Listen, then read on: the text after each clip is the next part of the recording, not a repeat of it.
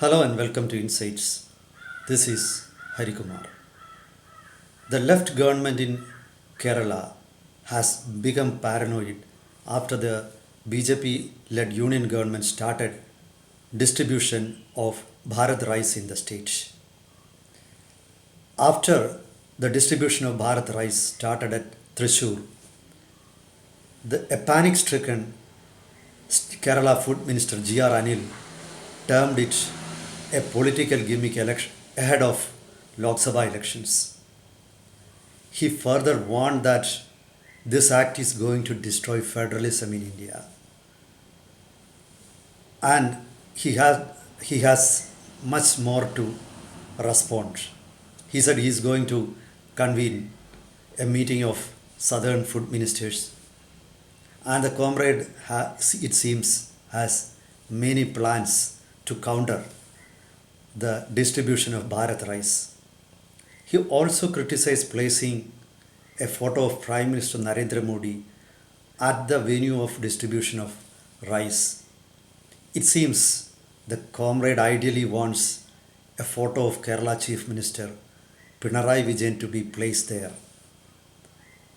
The minister criticized the union government for not providing enough rice through FCI to Kerala. According to Mr. Anil, it is the union government which is responsible for the shortage of food grains in Kerala.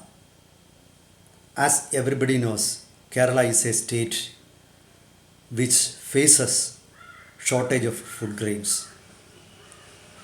The state produces around 5 lakh tons of rice, but Kerala needs around more than 40 lakh tons of food grains annually. So, who is responsible for the shortage of food grains in the state? Let us look back. In 1970s, that is 1970-71, according to the data of Agricultural Department, the total area under paddy cultivation in Kerala was around 8.8 lakh hectare, and it came down to around 3.22 lakh hectares by 2001-2. Currently, the area or paddy fields in Kerala measure up to less than 2 lakh hectare. That is, according to the statistics in the media, the total area is around 1.95 lakh hectares. Who is responsible for the plight of paddy farmers? Who is responsible for the plight of the pathetic situation in paddy cultivation in Kerala? Why did farmers refuse to or leveled paddy lands? Why did they stop paddy cultivation in Kerala? One can say without any hesitation that it was the left which single-handedly destroyed paddy cultivation in Kerala. Still 1970s, Kerala produced a large amount of food grains for its need, for its population, and people dependent on paddy cultivation, or there have been lakhs of farmers who were totally dedicated to paddy cultivation. There was a huge agricultural force also, and the left did very hard work to destroy the sector. After the land reform bills, many people actually got land, paddy land. Many of the workers become owners. But the left didn't have a policy or a strategy to bring in mechanization and to improve productivity of farmlands. This was one of the reasons. Let us look into the matter in detail. before the land reforms, there have been people who owned or vast tracts of paddy fields. These paddy fields were taken over by the government, and at the same time, the land where cash crops were cultivated didn't come under the Land Reform Act. So this is a contradiction.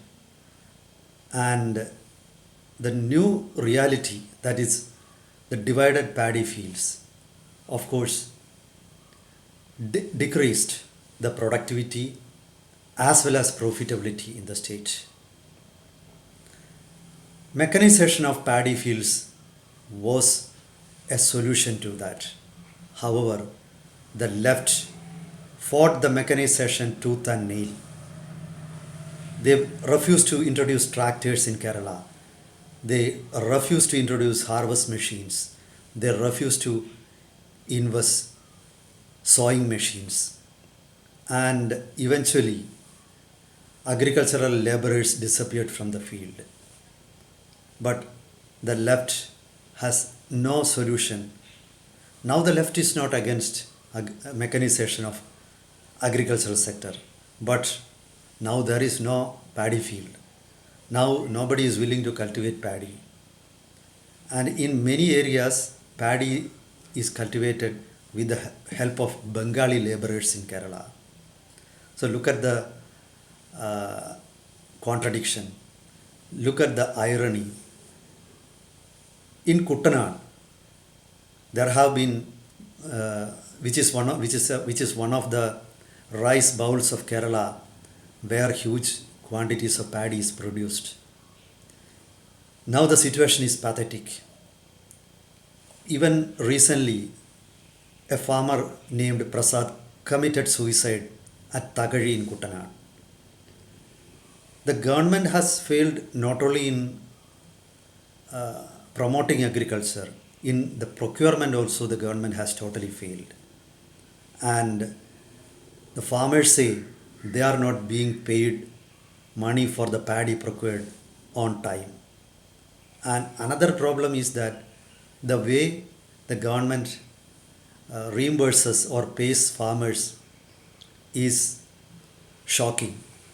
The farmers have to take loans. Of course, the government stands in guarantee and the government does the repayment also. But the problem is that once in the list of or on the records of banks, the name of the farmer appears as a borrower, then his rating falls or credit rating falls. And as a result, for the farmer, it will be very difficult to get a loan.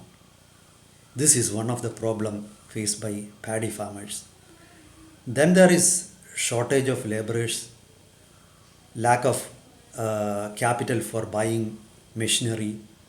Then again, the problem is there is no system to store or market the procured paddy, and a majority of farmers have left paddy cultivation.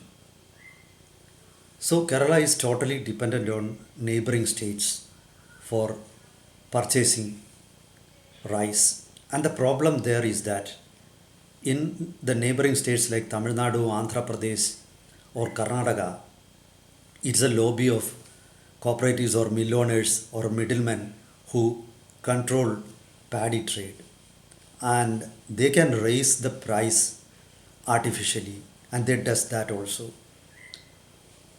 In this context, one needs to remember the farm bills introduced by the union government a couple of years ago, and the communists opposed it then.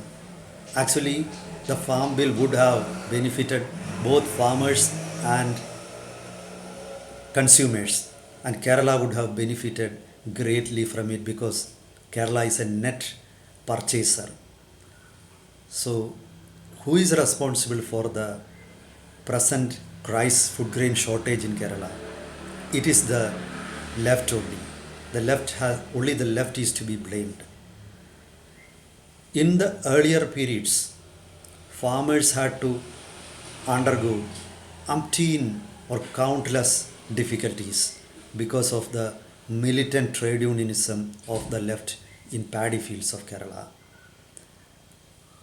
Even for harvesting paddy sown by farmers and their workers, the left would bring unknown people from unknown areas, their cadres, because that was a highly profitable job. While other farming activities like sowing paddy or raising the plant and spraying fertilizers or removing weeds, everything was a difficult activity. So these laborers, the left laborers, were never interested in those things. And when a few people worked very hard in their paddy fields and raised a good harvest, then these left unions will come and they will forcibly enter the fields and they will harvest. And they used to raise the wages or share the wages for the laborers also. That way it became very unprofitable for farmers. This was one of the major reasons why farmers left. So, to sum up, it was the agricultural reforms, it was the militant trade unionism, it was the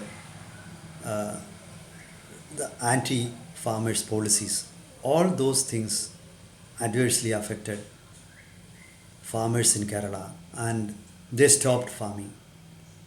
And now the state is wailing that the center is preventing or center is denying the state food grains. Nobody is to be blamed.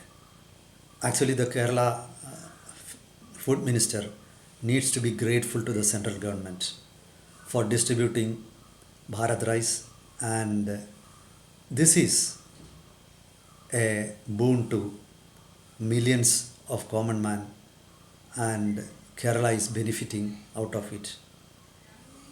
This is for now. Meet you with another topic next time. Till then, goodbye.